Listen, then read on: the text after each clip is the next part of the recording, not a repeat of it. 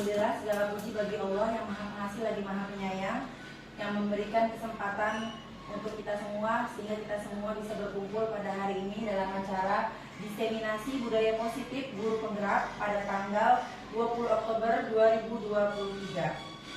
Salawat serta salam tak lupa kita panjatkan juga untuk Nabi besar Muhammad SAW. Semoga kita termasuk umat yang mendapatkan syafaat.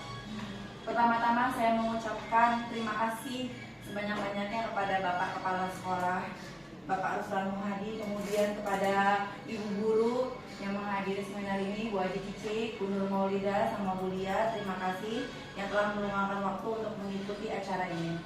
Baiklah, Bapak Ibu Guru yang saya hormati, acara selanjutnya sambutan dari Bapak Kepala Sekolah kepada Bapak Sekolah. Dipersilakan. Baik, terima kasih. Assalamualaikum warahmatullahi wabarakatuh. Waalaikumsalam warahmatullahi wabarakatuh. Alhamdulillahirabbil alamin wassalatu wassalamu ala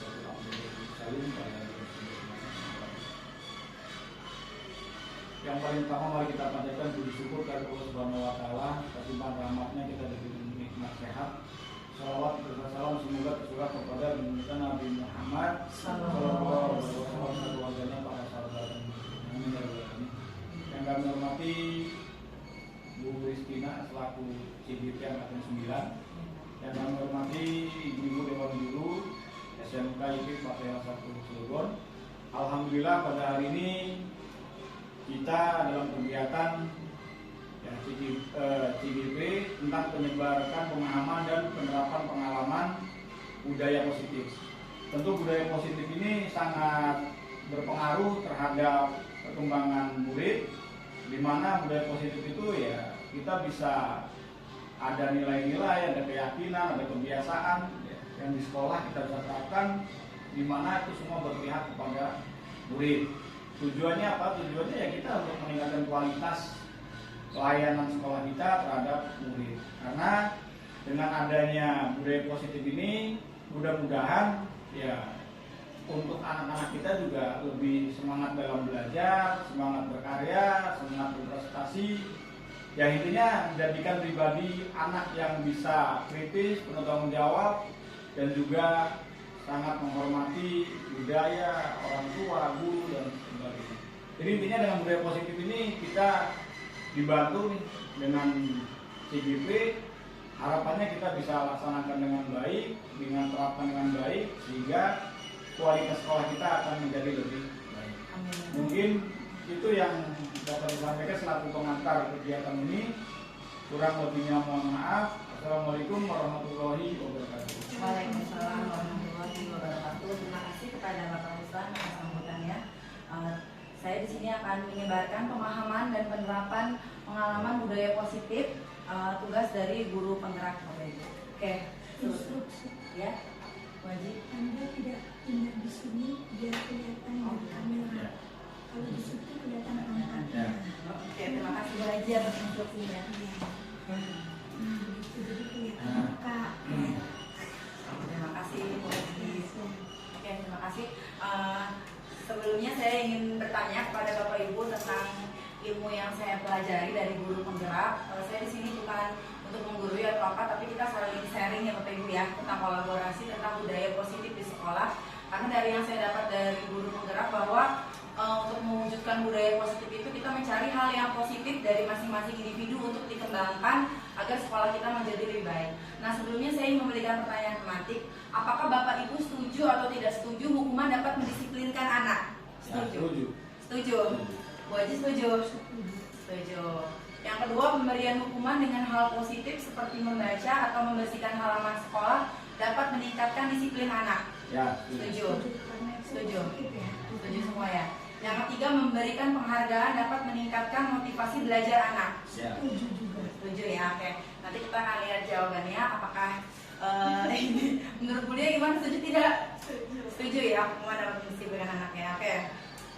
Pertama-tama saya ingin menyampaikan bahwa menurut Ki Hajar Dewantara, tujuan pendidikan itu adalah bagaimana kita menuntun segala kodrat yang ada pada anak agar mereka mampu mencapai keselamatan dan kebahagiaan yang setinggi-tingginya, baik sebagai manusia maupun sebagai anggota masyarakat. Jadi kita hanya menuntun tapi tidak memaksa anak, gitu ya, dari Ki Hajar Dewantara ini. Nah, budaya positif ini di sekolah yaitu berhubungan dengan nilai-nilai, keyakinan-keyakinan, dan kebiasaan-kebiasaan di sekolah yang berpihak pada murid. Jadi tujuan pembelajaran itu kita berpihak pada murid agar murid dapat berkembang menjadi pribadi yang kritis, penuh hormat, dan bertanggung jawab. Nah, kemudian, ini konsep inti budaya positif. Yang pertama adalah perubahan paradigma belajar. Bapak Ibu pernah mendengar perubahan paradigma belajar? Udah pernah Bu Haji? Pernah dengar tapi ya pernah dengar sih. Paradigma belajar, disiplin positif, nilai-nilai kebajikan, kebutuhan dasar manusia, motivasi perilaku manusia, posisi kontrol guru, keyakinan kelas, dan segitiga restitusi. Yang mana yang baru didengar? Segitiga restitusi. Kalau Bapak yang baru didengar yang mana? Ya, ini sebetulnya yang pertama ya perubahan paradigma itu mengikuti perkembangan kurikulum ya. Jadi rata-rata sebetulnya untuk yang paradigma, tadi lah mungkin segitiga restitusi itu untuk lebih diperjelas ya. Ya itu aja. Oke, terima kasih ya Bang. Bu Haji yang baru dengar juga sama segitiga restitusi ya. Oke, kita lanjut ya. Nah, ini perubahan paradigma belajar. Paradigma itu adalah cara kita memandang sesuatu. Dalam membangun budaya positif, sekolah dapat menyediakan lingkungan yang positif, aman dan nyaman agar siswa mampu berpikir, bertindak, dan mencipta dengan merdeka, mandiri, dan bertanggung jawab. Dirancang berdasarkan prinsip pembelajaran berdiferensiasi, sehingga setiap siswa dapat belajar sesuai dengan kebutuhannya. Ya, kemudian, ini adalah perubahan paradigma. Oke, kita misalkan Bu Haji, ada Bu Haji sama Bu Nur Maulida ya. Nih, sampai salah kertas. Nah, kemudian Bu Haji genggam sesuatu tersebut dengan segala upaya. Nah, kemudian Bu Nur Maulida mencoba dengan sekuat tenaga berbagai cara untuk meminta Bu Haji memberikan kertas itu. Coba Bu Haji genggam kertasnya. Iya, dipaksa. Betul-betul dipaksa. Nah, itu yang digenggam Bu Haji itu sesuatu yang sangat berharga. Ya, Bapak mau ngasih nggak Bu Haji? Enggak. Mau ngasih nggak? Bisa. Kalau saya ngasih, Bapak dibujuk, diancam, dirayu, bisa nggak? Coba dirayu. Ini adalah sesuatu yang sangat berharga sama Bu Haji. Bu Haji mau ngasih nggak? Nggak. Sangat berharga. Dipaksa, coba dirayu sama Bu. jangan ini punya saya. Saya minum bisa. Mau pinjam apa dulu? Tadi pinjamnya apa? pinjam dulu. Bisa nggak? Apa yang terjadi? Berantem. Bisa nggak Bu Haji ya? Bisa nggak Bu Nur Maulida mengambil kertas Bu Haji? Nggak bisa ya, karena itu menurut Bu Haji sesuatu yang sangat terjadi ya. Nah, itu adalah teori kontrol. Siapa yang mengontrol Bu Haji atau Bu Nur Maulida? Yang mengontrol Bu Haji? Iya. Ya, diri Bu Haji sendiri kan ya yang mengontrol. Nah, itu berhubungan dengan teori kontrol. Nah, selama ini kita salah, kita miskonsepsi tentang teori kontrol. Ya, selama ini kita berilusi bahwa kita sebagai guru bisa mengontrol murid. Ya, itu sebenarnya hanya ilusi. Ilusi bahwa dengan kritik dan membuat rasa bersalah kepada anak itu mampu menguatkan karakter. Kemudian kita juga berilusi bahwa semua penguatan positif, memberikan hadiah, memberikan pujian, memberikan iming-iming, itu kita berpikir, kita berilusi bahwa itu efektif dan bermanfaat bagi murid. Kemudian juga kita memiliki ilusi bahwa orang dewasa berhak memaksa. Ya, padahal sebenarnya yang mengendalikan diri sendiri, yang mengendalikan itu adalah diri kita sendiri. Ya, ini kita bisa mengubah paradigma kita dari stimulus respon ke pendekatan teori kontrol. Selama ini yang kita pikirkan itu adalah tentang stimulus respon. Kita memberikan stimulasi, kemudian orang memberikan respon.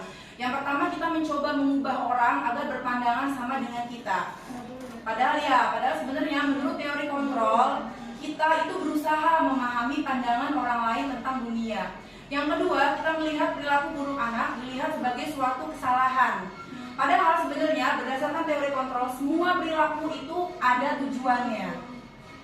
Yang ketiga, kita menganggap orang lain bisa mengontrol saya. Karena orang lain saya berbuat salah, karena orang lain saya melakukan ini. Padahal enggak. Padahal itu hanya ilusi. Kenyataannya adalah hanya diri kita sendiri yang bisa mengontrol diri kita. Kita mau marah, kita mau tidak marah, kita mau memperdulikan orang lain atau tidak, itu sebenarnya diri kita sendiri, bukan karena orang lain yang mengontrol kita. Kemudian pemaksaan ada pada saat bujukan gagal. Ketika kita gagal dalam membujuk anak, kita memaksa. Iya, kita paksa. Padahal sebenarnya kalau kita menciptakan kolaborasi dan konsensus, itu bisa menciptakan pilihan-pilihan baru. Kemudian selama ini kita model berpikir saya menang, kamu kalah, saya menang. Padahal sebenarnya kita bisa untuk memodelkan berpikiran menang-menang, saya menang, kamu menang. Itu untuk paradigma ke teori kontrol. Nah, ini disiplin positif, Bapak Ibu ya. Disiplin ini berkaitan dengan rasa tanggung jawab terhadap apa yang dilakukan berdasarkan nilai-nilai yang diyakini. Disiplin diri mengacu pada kemampuan seseorang untuk mengontrol perilakunya dalam kesadaran dan bertanggung jawab atas tindakannya sebagai wujud menghormati diri sendiri dan orang lain. Nah, kita di sini sebagai pendidik, tujuan kita adalah menuntun, bukan memaksa siswa. Jadi kalau menurut KHD, kita itu seperti petani. Jadi kita tidak bisa memaksa padi menjadi buah mangga, nggak bisa. Kita hanya sebagai petani yang menyemai, memberikan pupuk agar dia bisa tumbuh sesuai dengan kodratnya, kodrat alam sama kodrat zaman. Gitu. Jadi kita hanya menuntun peserta didik untuk memiliki disiplin diri sehingga mereka bisa berperilaku yang mengacu pada nilai-nilai kebajikan universal dan memiliki motivasi internal dan bukan eksternal. Apa bedanya eksternal sama internal? Apa Bu Haji? Bedanya motivasi internal sama eksternal? Motivasi internal itu dari diri. Ya, dari dalam. Kalau eksternal Dari orang lain. ya, bukan dari diri kita sendiri. Yang kita harapkan anak itu memiliki motivasi apa? Ya, kita bertujuan motivasi internal. Nah, karena itu sebelum kita ini kita harus memasukkan nilai-nilai kebajikan dalam diri anak. Ya, kalau di sekolah contoh-contoh nilai kebajikannya adalah kita profil pelajar Pancasila. Yang pertama adalah beriman, bertakwa kepada Tuhan Yang Maha Esa dan berakhlak mulia. Yang kedua, kita mandiri, bernalar kritis, berkebinekaan tunggal, bergotong royong dan kreatif. Nah, ini Ibu Primary Years Program. Bagaimana nilai toleransi, rasa hormat, integritas, mandiri, menghargai, antusias, empati, keingintahuan, kreativitas, kerjasama, percaya diri, dan komitmen. Ini adalah nilai-nilai yang seharusnya kita tanamkan dalam diri anak sehingga anak itu memiliki motivasi internal, bukan karena paksaan dari luar, bukan eksternal.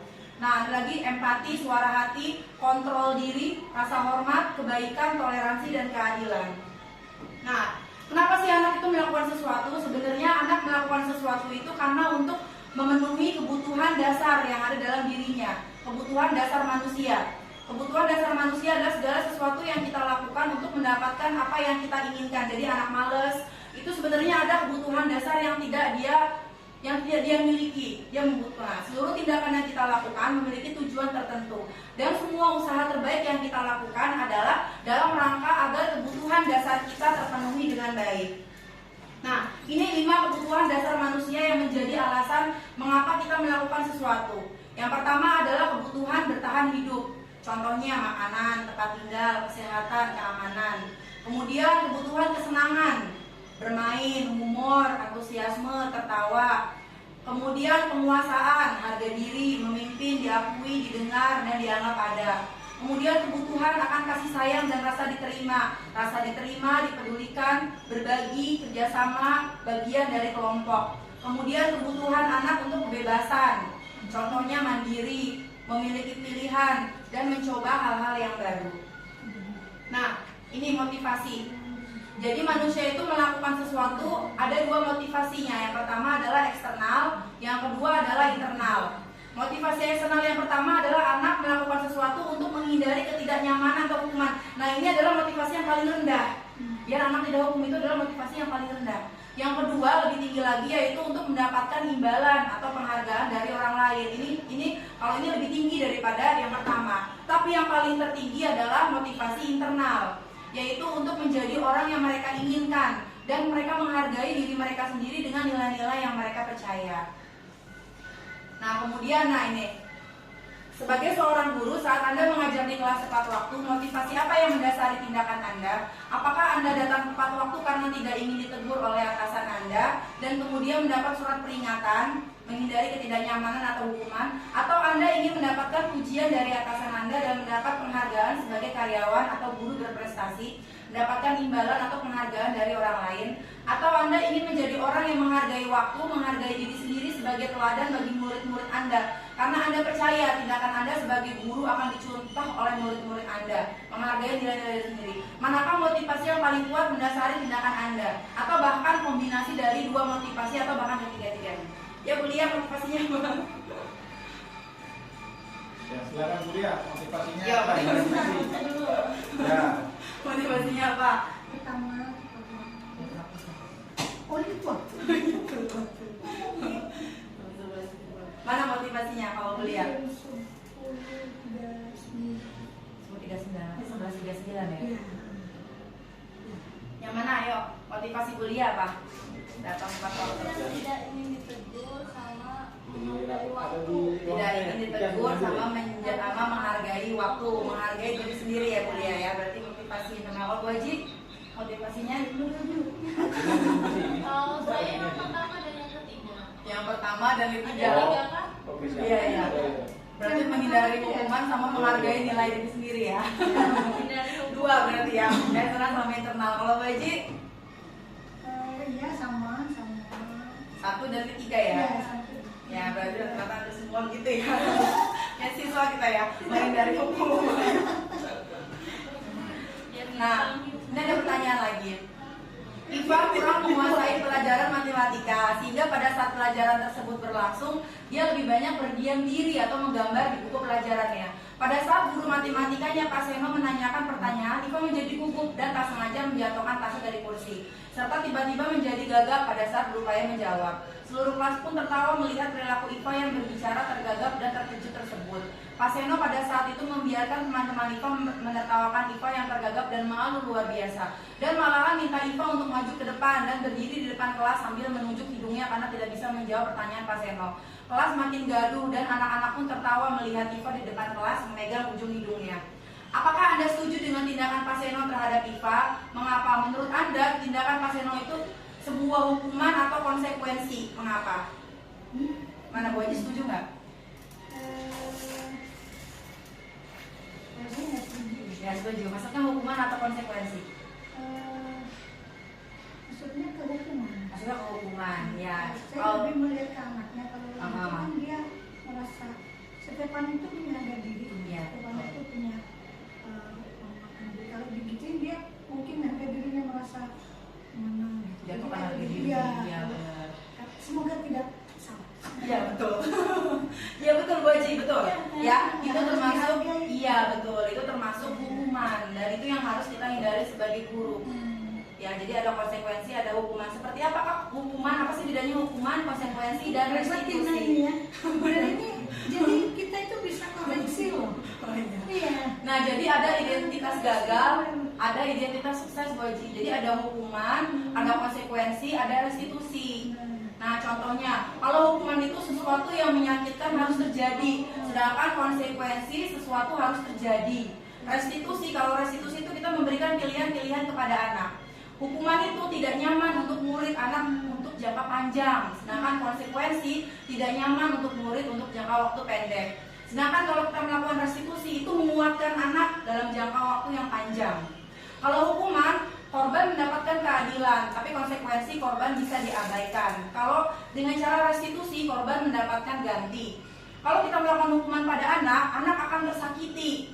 Kalau konsekuensi, anak dibuat tidak nyaman. Tapi kalau restitusi, anak mendapatkan penguatan. Kalau hukuman, perilaku pasif agresif meningkat, ya, dan sistem tidak akan berjalan kalau muridnya tidak takut terhadap gurunya. Itu kalau kita melakukan hukuman. Tapi kalau konsekuensi, penguatan hanya bertahan dalam jangka waktu pendek. Tapi kita harus melakukan pengawasan terus-menerus dari guru. Kalau konsekuensi, kalau restitusi, kita pakai restitusi, masalah akan terpecahkan. Nah, kalau hukuman berlaku hanya pada sebuah institusi, tapi tidak berlanjut pada kehidupan nyata anak. Jadi kalau udah di rumah dia tidak berlaku lagi. Kayak misalkan kita pakai helm, ya kan? Karena takut hukuman, nanti ketika tidak ada polisi kita tidak menggunakan lagi. Itu tidak berlanjut pada kehidupan nyata. Kalau kita mengajarkan konsekuensi kepada anak, ya, membantu penerapan mengikuti peraturan dalam masyarakatnya. Sedangkan kalau kita menggunakan restitusi, kita fokus pada pemecahan masalah dalam jangka waktu yang panjang. Contoh hukuman itu adalah peraturannya adalah kamu harus, tapi kalau konsekuensi apa peraturannya? Mampukah kamu melakukannya? Terima kasih sudah melakukannya. Kalau restitusi itu ditanyakan apa yang kamu yakinin, apa yang bisa kamu lakukan untuk memperbaiki masalah ini. Jadi anak yang mencari solusi restitusi, ya diberikan pilihan. Kalau kita memberikan hukuman, anak akan membenci semua peraturan. Makanya sekarang banyak anak yang berprinsip peraturan untuk dibuat untuk dilanggar. Iya, karena jadi anak membenci sebuah peraturan. Kalau kita menggunakan konsekuensi, anak akan menghormati aturan. Kalau kita menggunakan restitusi, anak akan menghormati dirinya dan orang lain. Nah, contoh dari hukuman, awas ya kalau dilakukan lagi ya, awas kamu. Kalau netral, lakukan apa yang saya katakan. Kalau positif, apa hal yang ingin sesungguhnya kamu lakukan. Yang negatifnya mode paksaan. Kalau netral, ada stimulus, ada respon. Kalau positif menggunakan teori kontrol. Kalau kita negatif, konsep diri anak akan buruk. Kalau netral, konsep diri anak baik. Kalau positif, konsep diri anak kuat. Nah, contoh hukuman identitas gagal ini, anak akan belajar untuk menyembunyikan kesalahannya kalau dikasih hukuman. Kalau konsekuensi, anak akan belajar taat peraturan. Kalau restitusi, kita memberikan anak itu kesempatan untuk memecahkan masalahnya sendiri. Kalau hukuman, kita mencoba mengontrol anak. Padahal sebenarnya itu cuma ilusi, kita tidak bisa mengontrol anak. Kalau konsekuensi, mencoba mengontrol anak dengan penguatan positif, misalkan dengan ujian, dengan memberikan hadiah, itu adalah konsekuensi. Kalau restitusi, anak paham bahwa sebenarnya dirinya sendiri yang pegang kendali, dirinya sendiri yang memilih untuk tepat waktu, memilih untuk tidak terlambat. Nah, hukuman itu punya dampak pada murid. Yang pertama, dia akan merasa marah, merasa bersalah, rendah diri, bahkan mengasingkan diri. Kalau konsekuensi, anak kehilangan hak waktu jeda seorang diri, misalkan kasih waktu buat time out, buat memikirkan kesalahannya. Tapi kalau kita menggunakan restitusi, murid atau anak tidak kehilangan waktu, namun dia bersemangat untuk memperbaiki diri. Hukuman tiba-tiba tidak diharapkan atau sangat melukai, misalkan kita terlambat, kita coba kamu lari keliling lapangan 100 kali atau push up 100 kali. Ya, jalan bebek itu hukuman.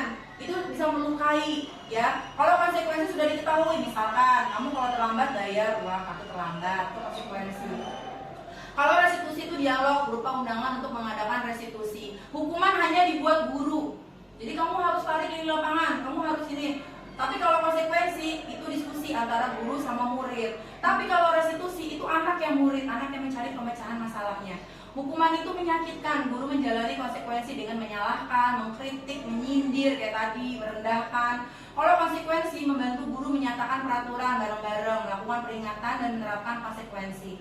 Kalau restitusi menguatkan, guru menyebutkan keyakinan apa? Kalau tadi kan kita keyakinannya apa?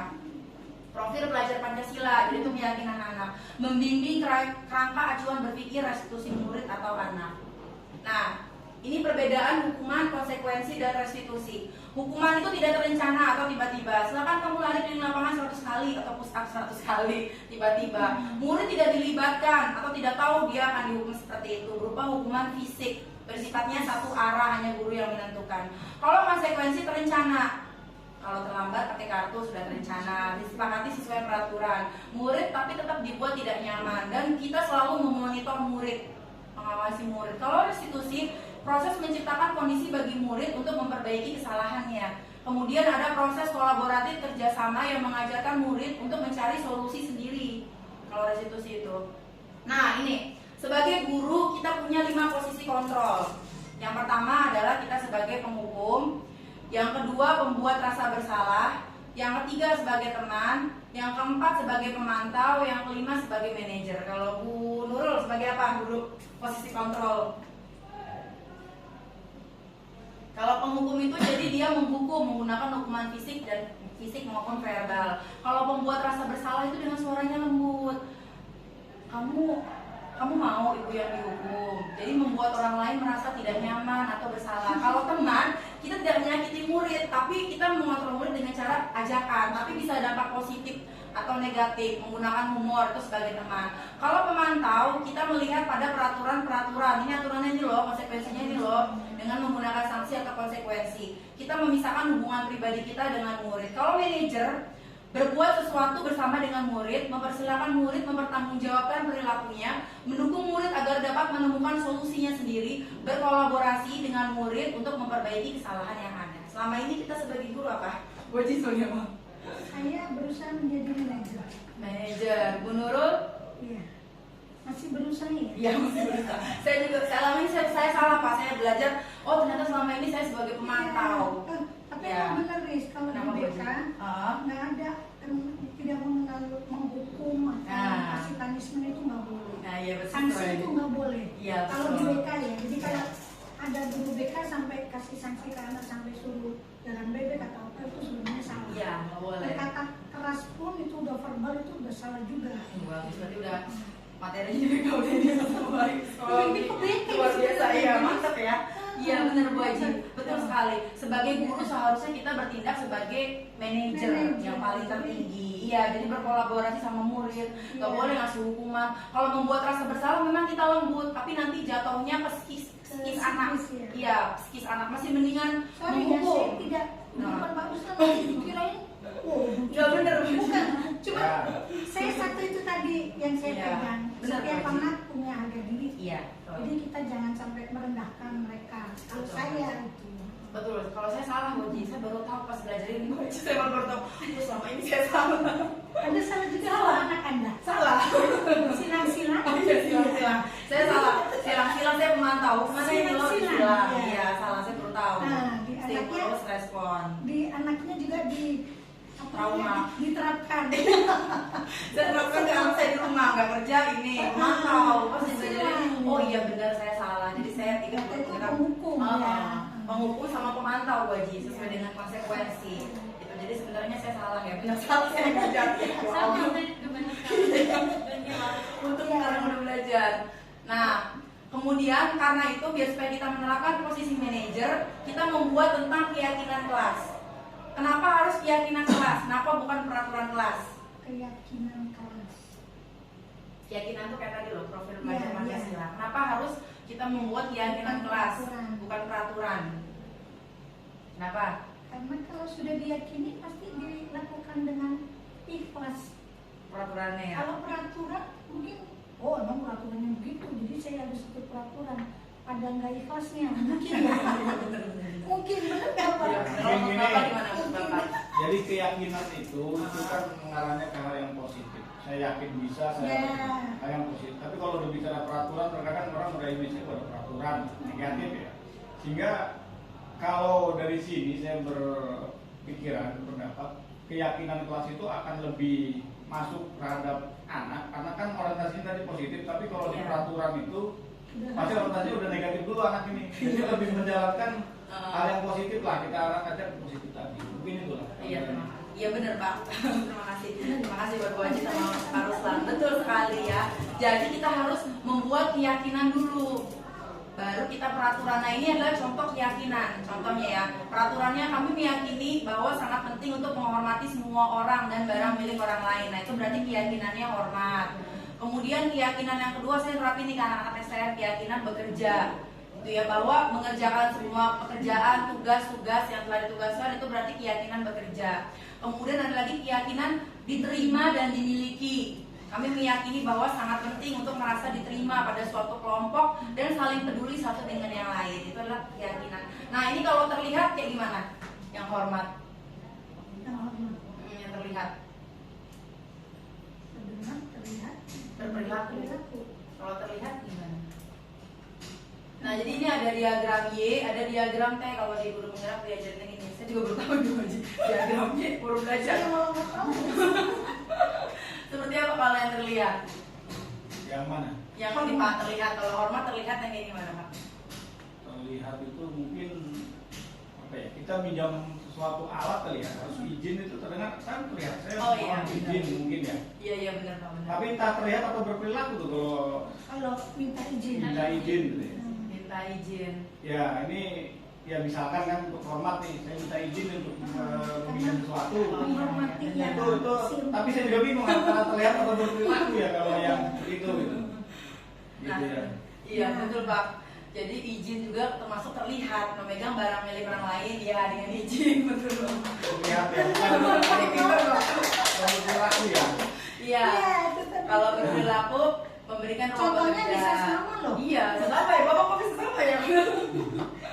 Memegang barang milik orang lain ya itu namanya hormat betul Bapak ya. Kalau berperilaku justru apa? Tersenyum ramah, memberikan salam hormat, berjabat tangan, memberikan ruang bekerja. ya postur tubuh yang tenang, kemudian yang hormat. Terdengarnya, yuk saya bantu. Tapi ini untuk yang apa tadi? Hormat. Mendengarkan dengan seksama tuh. Tapi bukan terdengar ya, tapi terlihat ya. Iya, kalau terdengar Iya, ngomong. Mendengarkan dengan seksama. Oh iya. Jadi Oh, iya. pendidikannya Iya. begitu. Mungkin Iya. kalau terdengar itu suatu ajakan mungkin. Ngomong Pak. Ajakan. Iya, Yuk, jangan. gitu. Boleh saya pinjam, ada omongannya kayaknya kalau. Jadi kata kalimat Iya, iya. kalimat langsung kalau terdengar nanti akan segera saya kembalikan. Ada kedengarannya. Kalau berperilaku ya kan, kalau berperilaku kelakuannya gitu ya kelihatan ya. Iya. Nah kemudian ada juga tampak seperti sama tidak tampak seperti. Tampak sepertinya datang tepat waktu itu berarti hormat. Tidak tampak sepertinya terlambat. Menyapa teman dan guru setiap hari. Tak acuh kepada teman dan guru. Kemudian mengembalikan barang yang telah dipinjam dan mengucapkan terima kasih. Tampak seperti hormat berarti. Iya. Kalau bekerja, saya bikin ini Bu aja di kelas. Bikin diagramnya saya praktekin. Anak-anak ngisi gitu. Kemudian bekerja, tampak seperti takut bekerja dan menyimak Iya, guru. berarti kan kalimat apa ya? Ya, lawannya, positif sama Ya. negatifnya. Menyerahkan tugas tepat waktu. Gitu. Jadi saya biasanya anak ketemu muncul dari dalam, biasanya saya diskusi sama anak-anak yang ngisi. Nah, ini pertama-tama yang kita lakukan adalah kita buat peraturan dulu, baru kita keyakinan. Coba peraturan pertama, selalu kembalikan buku ke tempatnya. Keyakinannya apa? Keyakinannya Selalu kembalikan buku ke tempatnya. kebiasaan baik atau apa? Misalkan selalu kembalikan buku ke tempatnya. Misalkan keyakinan kelasnya menghormati orang lain. Gitu. Itu maksudnya. Ya, dilarang mengganggu orang lain. Keyakinan kelasnya apa? Speechless kita. Menghormati orang lain. Kalau hadir di sekolah 15 menit berarti apa?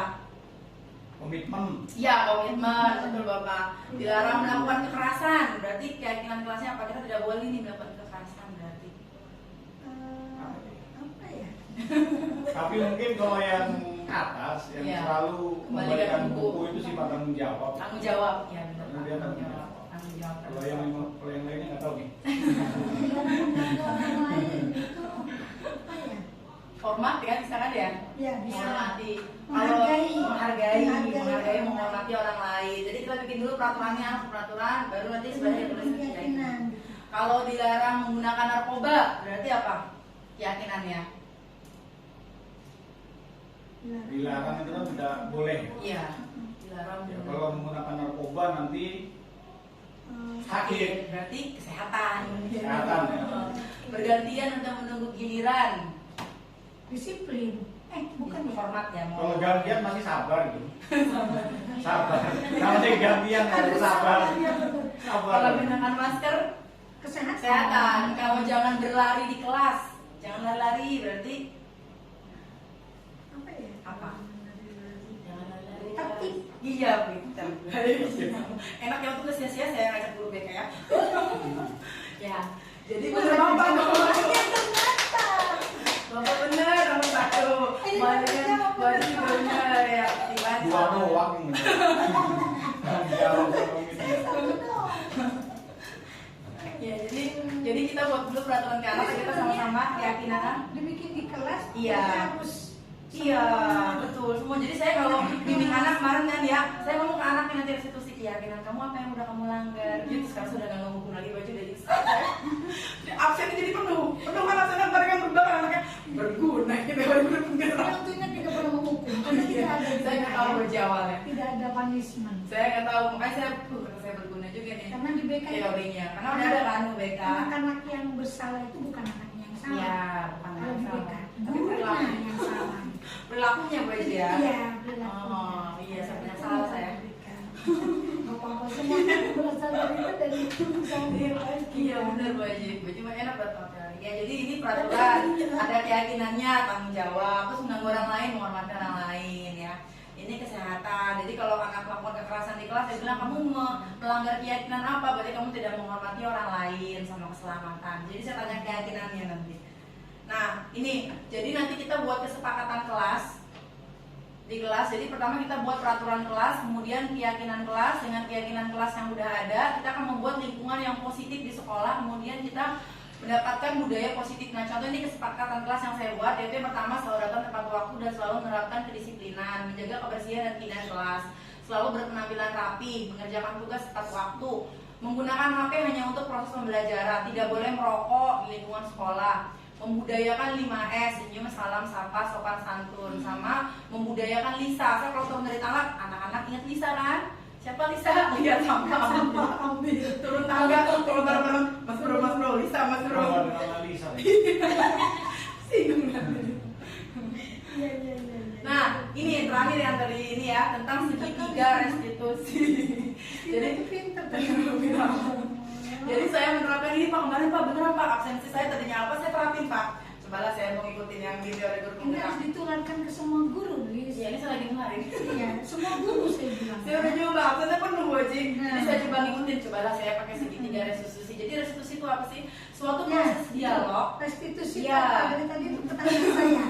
Jadi dialog yang dijalankan oleh guru. Jadi kita tuh berdialog agar dapat menghasilkan murid yang mandiri dan bertanggung jawab. Nah, restitusi ini ada langkah-langkahnya nih. Ini segitiga restitusi. Yang pertama adalah kita ketika menghadapi anak, yang pertama adalah kita menstabilkan dulu identitas anak. Udah menstabilkan identitas anak, kita validasi tindakan anak yang salah. Yang ketiga, kita menanyakan keyakinan kepada anak. Makanya kita buat keyakinan dulu di kelas sebelum menerapkan segitiga restitusi. Gitu, Pak. Jadi pertama nih, saya menstabilkan identitas, saya panggil anak bersalah. Setiap orang pasti pernah melakukan kesalahan. Kamu bukan satu-satunya kok orang yang pernah melakukan kesalahan ini. Jadi ya, jadi distabilkan dulu identitasnya. Kalau karena kita ngeritik anak, nyalahin anak, otomatis anak bakal Langsung. langsung membela diri kan. Ya, jadi kita stabilin dulu identitasnya. Ya, yang kedua, saya validasi tindakan anak yang salah. Saya gini validasinya, kamu pasti punya alasan kan kenapa kamu gak pernah masuk, misalkan apa. Pasti ada cara yang lebih efektif kan untuk mendapatkan apa yang kamu butuhkan. Misalkan anak kekerasan gitu ya, berantem sama temennya. Nah, kemudian yang terakhir, saya akan menanyakan keyakinan kepada anak. Keyakinan kelas apa yang udah kita sepakati selama ini. Kamu tuh ingin jadi orang yang seperti apa gitu. Jadi tidak ada hukuman, tidak ada apa, tapi kita dialog dengan anak. Nah, jadi ini yang pertama nih, menstabilkan identitas. Langkah yang pertama yaitu berdasarkan prinsip bahwa membuat kesalahan itu adalah bagian dari proses pembelajaran. Jadi kata-katanya itu berbuat salah itu nggak apa-apa, nggak ada kok manusia yang sempurna. Saya juga pernah melakukan kesalahan itu. Kita pasti bisa menyelesaikan ini. Ibu tidak tertarik mencari siapa yang salah, tapi ibu ingin mencari solusi dari permasalahan ini. Kemarin berantem anak kelas 12 LB, saya pakai ini berdua kan, saya manggil berantem. Saya nerapin ini, saya kata-kata, saya nggak nyari siapa yang salah, tapi saya ingin kita cari solusi permasalahan ini, kan? Atau misalkan ada anak yang dia berantem sama ibunya, katanya sampai mau dilempar pisau. Iya, aku saya nggak sekolah, ada si Arya itu kan, ya kan? Saya ngomong, ya udah kamu, oh jadi kamu gitu, kamu berhak kok merasa kayak gitu-gitu. Kan dapat Arya kan?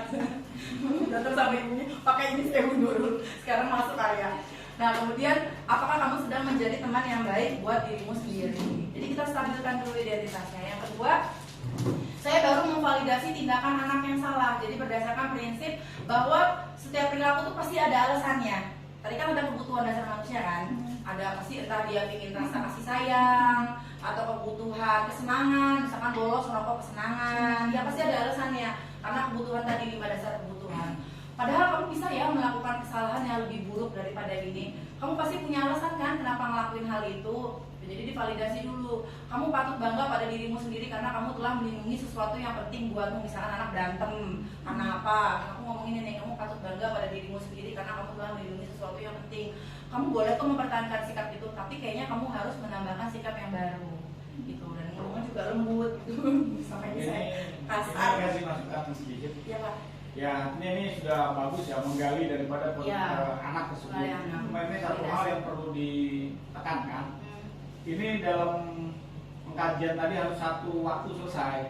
Jangan sampai informasi baru segini, Terus nanti anak udah nanti nggak ada perubahan. Maksudnya penyelesaiannya dalam satu waktu sampai tuntas. Iya, Kak, emang udah Kalau waktu. begitu, Emang udah waktu. nggak bisa ditunda. Iya, nggak bisa Tadi ditunda. mau ditunda karena ada tadi kan, padahal kamu bisa melakukan yang lebih buruk loh. Iya. nanti malah dia Nanti tambah buruk, tapi memicu. karena satu waktu tadi. Iya, satu waktu harus 3 langkah. Ini langkah yang kedua. Ya, gitu. Nah, baru yang terakhir kita langkah yang ketiga. Nah. Nah, langkah yang ketiga itu baru diomongin kamu tindakan kamu tuh melanggar keyakinan apa gitu. Apa nilai umum yang telah kita sepakati? Kamu tuh mau jadi orang seperti apa kalau kamu kayak gini gitu Pak. Terus Ya, betul. terakhir saya nanya solusinya. Jadi permasalahan anak ini harus tuntas. Iya betul. Jangan di step 1, step 2 aja. Iya. Karena kalau step 1, step 2 bahaya gitu. Bahaya. Tapi kalau sampai tuntas saya yakin dia lebih Iya. masalah itu lebih luar. Iya benar Bapak. Iya. Harus sampai 3 langkah emang. Betul, jangan Emang agak lama. ada kegiatan lain itu harus satu waktu Iya. aja sampai selesai. Satu waktu terus harus jangan ada yang Tuntas. lain, harus tuntas. Nah terakhir baru saya nanya, terus menurut kamu solusinya harus seperti apa? Ya. Gitu, anak yang cari solusi sendiri, terus konsekuensinya gitu, jadi diskusi. Terus ada solusinya gimana? Kamu harus apa biar ini nggak terjadi gitu Pak? Nah di sini di menanyakan keyakinan anak selalu cari solusi sendiri, gitu. Ya, kamu mau jadi orang seperti Iya. apa gitu. Nah betul, nah itu ada studi kasus aja. Nanti kalau dia bilang saya mau jadi Google Five gitu. Yang apa ditulis, terus solusinya gimana? Ya Bu, saya bangun lebih pagi, Iya. saya lebih sopan sama orang tua saya, itu Bu saya tulis, ada catatannya. Jadi anaknya cari solusinya sendiri. Iya. Nah ini ada kasus ya, Sabrina hari itu bangun terlambat dan terburu-buru sampai di sekolah. Dia pun akhirnya sampai di gerbang sekolah, tapi baru menyadari kalau tidak menggunakan sepatu hitam. Seperti terdapat sekolah. Di depan pintu kelas, Bapak Lukman memperhatikan sepatu Sabrina. Sabrina berusaha menjelaskan, ya. Kemudian Pak Lukman nanya sama Sabrina, apa peraturan sekolah tentang seragam warna sepatu? Sabrina menjawab, sudah mengetahui Pak harus warna hitam, tapi saya terburu-buru dan salah menggunakan sepatu. Selain tidak mungkin kembali pulang karena rumahnya jauh, Pak Lukman malah bersikeras pada peraturan. Ya sudah, kamu sudah melanggar peraturan sekolah, kamu salah, sudah terlambat, salah pula warna sepatunya. Segera buka sepatumu kalau tidak bisa menggunakan warna sepatu sesuai peraturan. Sabrina minta maaf dan mohon kembali kepada Pak Lukman agar tetap dapat menggunakan sepatunya dan janji tidak akan mengulangi kesalahannya. Namun Pak Lukman gak mau tahu, enggak, kamu udah melanggar peraturan sekolah.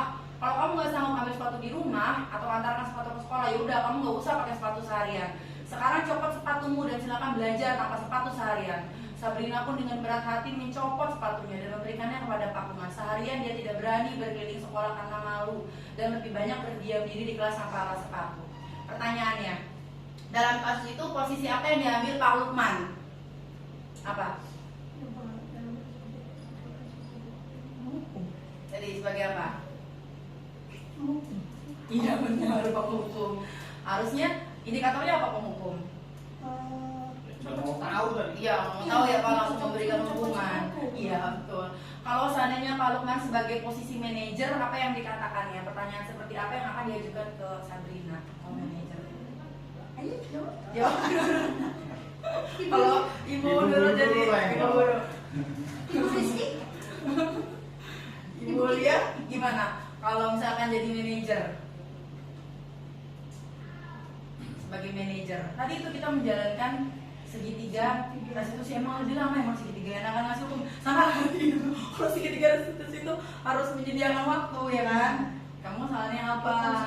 Kalau segitiga restitusi emang butuh waktu. Gimana pertanyaannya seperti apa Lia ke Sabrina kalau manajer? Sebagai manajer. Gimana? Mana?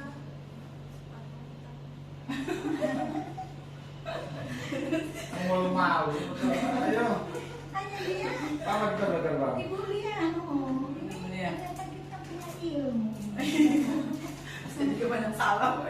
Kan Pak? Ya kan? Jadi Belajar Belajar bareng. Kira-kira kalau kita manajer tuh gimana ya? Kita ngomong apa ya ke Sabrina aja? kenapa kamu terlambat? Iya.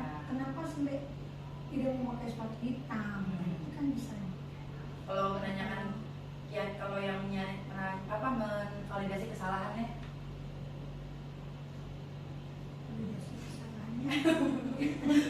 kan yang pertama kan stabilkan identitas, Terus validasi kesalahan, terakhir menanyakan keyakinan, terus cari solusi anaknya. Ya tadi yang pertama menstabilkan itu kan artinya kita memasuk ke ranahnya si anak. Ya maksudnya tadi itu ini kan salah menggunakan warna sepatu ya. Iya Pak. Ya warna sepatu itu kan mungkin ada warna yang lain dijelasin, bukan hitam, ada warna putih, ada warna apa supaya psikologi anak ini bisa masuklah kita dulu. Kemudian baru divalidasi kan. Divalidasi itu berarti kan kita bener nggak ucapan anak nih. Dia kan tentu mengutarakan nih kenapa dia salah sepatu kan. Itu dulu nih kita validasi itu artinya begini. Anak ini paham peraturan atau tidak, itu dulu nih. Atau nggak paham peraturan. Yang kedua, kenapa anak ini bisa salah pakai sepatu? Apakah dia tidak punya atau apa, kan itu validasi ya. Kemudian yang ketiga, setelah validasi apa? Menanyakan keyakinan. Nah, mengenai keyakinan. Gitu. Ketika anak itu menjawab saya juga punya sepatu warna hitam, kemudian peraturan juga dia paham, ya kita baru masuk ke sana. Ini seharusnya seperti ini. Itu sih tanggapannya. Jadi kalau yang poin sebagai manajer tadi ya segitiga tadi memang segitiga apa? Restitusi saya kata murah segitiga restitusi itu ya memang pas. Gitu. Artinya anak itu, jadi intinya begini ya, kita masuk ke pemikiran anak dulu nih. Iya. Kita ngikut dia dulu, setelah itu kita tarik pelan-pelan, baru dia bisa ngikutin kita. Iya. Begitu sih yang saya tangkap. Iya benar. Kayak gitu. Akhirnya dikasih pilihan. Kasih Ya, pilihan solusinya kasih apa. pilihan. Sehingga anak juga ketika dia tadi ada peraturan harus begini atau apa tidak merasa minder atau apa. Iya. Konsekuensi daripada peraturan yang tadi. Gitu. Jadi jatuhnya bukan hukuman. Kalau tadi kan hukuman. Kan? Iya, langsung. Marah-marah Kalau suaranya kayak keras. ABCD gitu. Ya. Gitu. Ya. Menurut saya itu mungkin dari ibu-ibu yang lain silakan. Gimana? Bu Nurul Maulida. Ibu bagus. Bagus dan saya ibu Joko. Gimana Ibu bagus? Iya bagus. Apa nggak usah ini tarik. Mau belajar saya juga sama Bu. Saya juga belajar sama.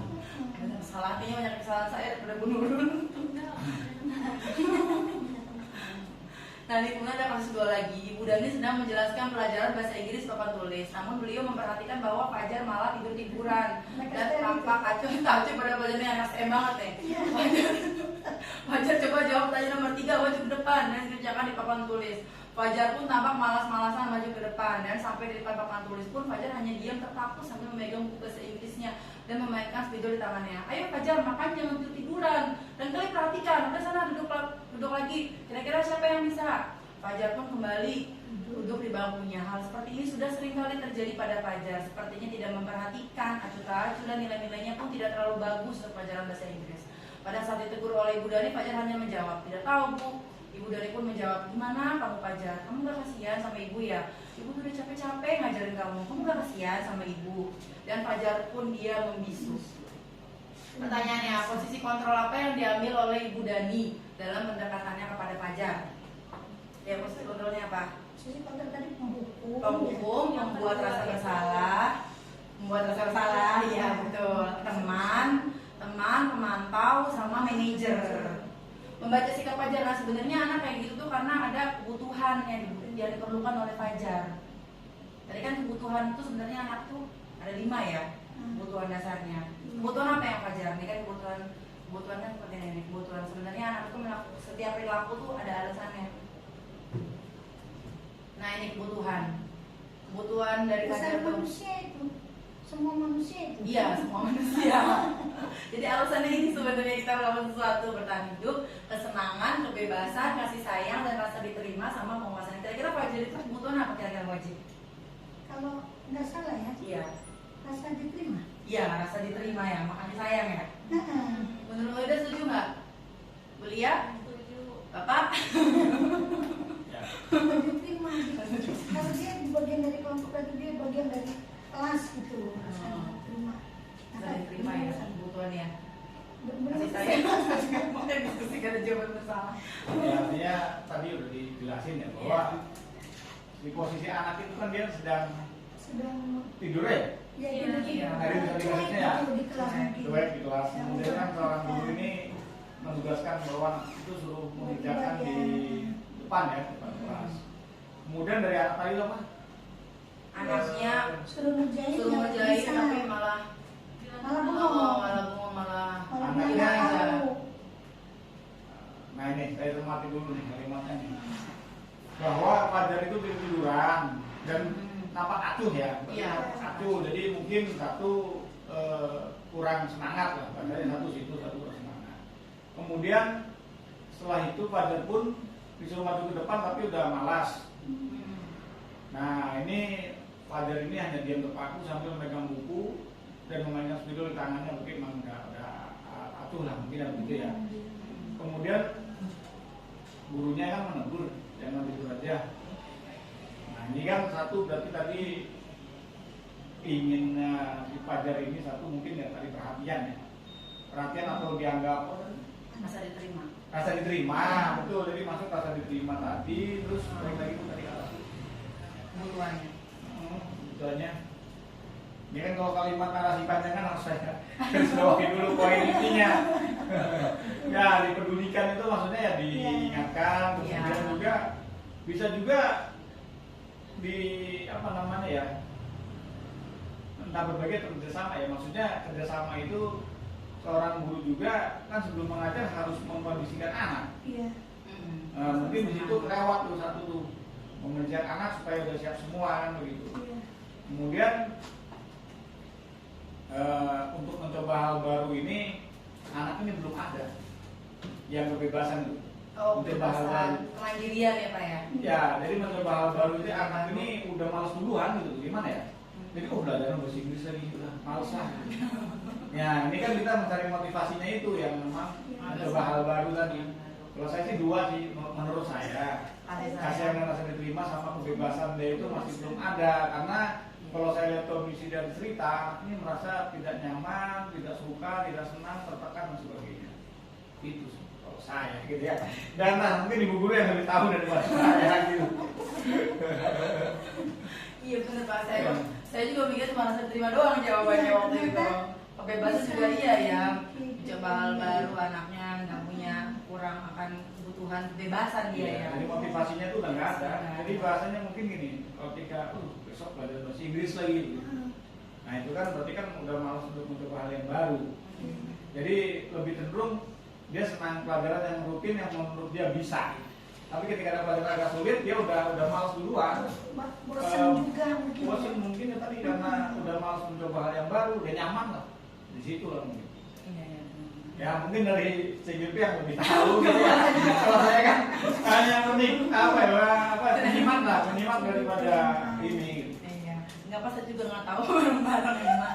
Kalau saya dulu jawabannya sama Papa Sel iya, sama rasa diterima sama kasih sayang. Tapi bener Bapak jawabannya kebebasan juga iya benar. Anak itu emang kurang motivasi juga ya Pak ya mencoba hal yang baru. Ya, makasih. Kemudian kontrol gurunya dia juga sebagai pemberi rasa bersalah Pak ya. Ya. Kontrol gurunya. Jadi diberi hukuman ya karena dia tidur suruh maju kan gitu. Akhirnya ya nggak nyimak suruh maju ya nambah Nggak bisa. ngeblek.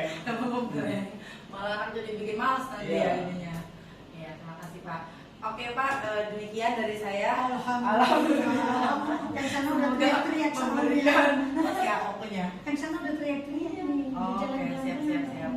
Baiklah, terima kasih. Demikian dari saya. Semoga bermanfaat. Saya mohon maaf apabila ada kesalahan. Wassalamualaikum warahmatullahi wabarakatuh. Waalaikumsalam. Ya, terus untuk kita. Ya, baik. Terima kasih Bu Sina Pak. menyampaikan. Ya ini kita dapat ilmu yang bermanfaat.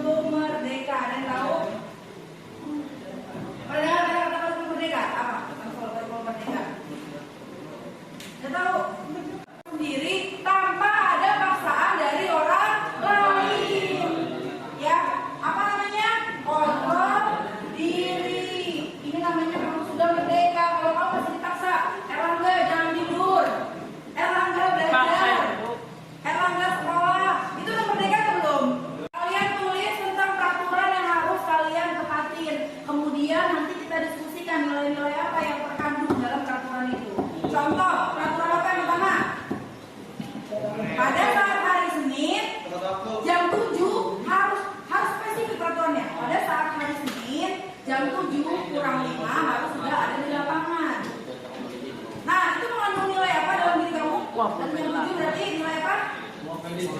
Iya, pinter. Nilai kedisiplinan berarti kamu itu orang berkualitas, punya disiplin dalam diri.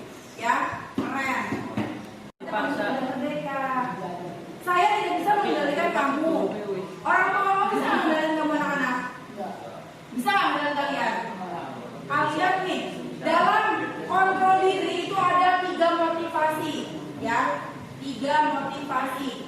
Yang paling rendah, nah kalian tuh ada tingkatannya, kalian tuh termasuk orang yang rendah atau yang tinggi. Kamu ingin jadi tinggi atau ingin jadi rendah? Nah, waduh, bagaikan tidak nangis ya. Kalian tulis tentang peraturan yang harus kalian tepatin. Kemudian nanti kita diskusikan nilai-nilai apa yang terkandung dalam peraturan itu. Contoh, peraturan apa yang pertama? Pada saat hari Senin jam 7 harus spesifik peraturannya. Pada saat hari Senin jam 7 kurang 5 harus sudah ada di lapangan. Nah, itu mengandung nilai apa dalam diri kamu? Dan jam 7 berarti nilai apa? Iya, pinter. Nilai kedisiplinan berarti kamu itu orang berkualitas, punya disiplin dalam diri. Ya, keren. Keyakinan yang sangat kuat, keyakinan punya nilai. Ya guys, nah ini kamu pikirin peraturan yang harus kita tepatin dan keyakinan apa yang terkandung dalam peraturan itu. Peraturan. Ya, sama itu. Oke guys. Oke guys. Diisi guys, diisi ya, tulis peraturannya diisi nanti maju ke depan, tulis pakai penguat guys. Peraturan sama nilai-nilainya, tulisannya pakai tahu semua ya. Tidak ada mbak. Kalian tulis tentang peraturan yang harus kalian tepatin. Kemudian nanti kita diskusikan nilai-nilai apa yang terkandung dalam peraturan itu. Contoh, peraturan apa yang pertama? Pada saat hari Senin jam 7 harus spesifik peraturannya. Pada saat hari Senin jam 7 kurang 5 harus sudah ada di lapangan. Nah, itu mengandung nilai apa dalam diri kamu? Dan jam 7 berarti nilai apa? Iya, pinter. Nilai kedisiplinan berarti kamu itu orang berkualitas, punya disiplin dalam diri. Ya, keren. Keyakinan kelas yang sudah peraturan kelas yang sudah membuat, silakan tempel depan. Tempel depan. Ini kita Tempel.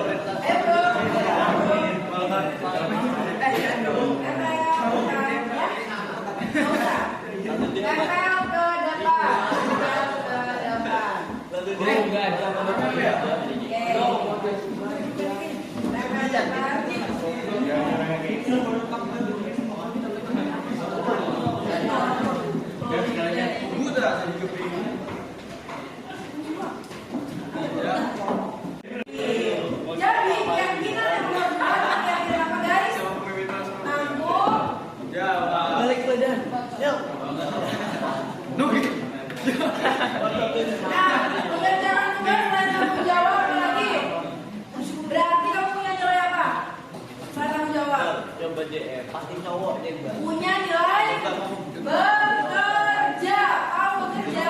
Nah ini bekerja. Nilai bekerja laki-laki. Bekerja. Harga diri seorang laki-laki itu dilihat dari bekerja. Nanti anak-anak ya. Oke, karena waktunya sudah habis. Ya, nanti ini tolong diisi. Nggak dibahas gitu. Ya, ini tolong diisi. Kan harus hari ini. Soalnya datanya mau